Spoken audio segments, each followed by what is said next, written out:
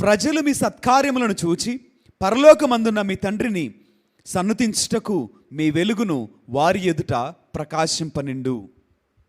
ఈ మాటలలో మనము మన క్రియల ద్వారా దేవుని నామాన్ని మహిమపరచాలంట. అన్యుల ఎదుట నీ సత్కార్యములను బట్టి పరలోకమందున్న నీ తండ్రి నామము మహిమపరచబడాలి. మరి నీ కార్యములు ఎలా ఉన్నవి? అన్యుల ఎదుట నీ కార్యములు ఎలా చూపట్టుచున్నవి? నీవు కూడా లోకస్తుని వలె లోకపు పోకడును అనుసరించి జీవించేవాడవైతే నిన్ను బట్టి అన్యుల ఎదుట మన తండ్రి నామము ఘనపరచబడుచున్నదా, మహిమపరచబడుచున్నదా? ఆలోచన చేయి.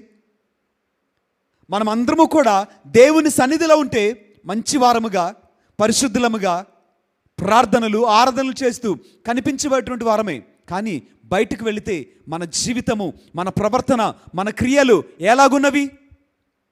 నీ క్రియలను బట్టి ఇదిగో ఇతడు యేసయ్య బిడ్డ, ఆ రారాజు కుమారుడని నిన్ను బట్టి ఏ మనుషుడైనా చెప్పగలడా? నీ క్రియలను బట్టి నీ తండ్రి నామము స్తుతింపబడాలి, నీ తండ్రికి మహిమ కలగాలి, నీ తండ్రి నామము గౌరవింపబడాలి. అటులా నీ కార్యములున్నవా? ఒకసారి ఆలోచించేయి.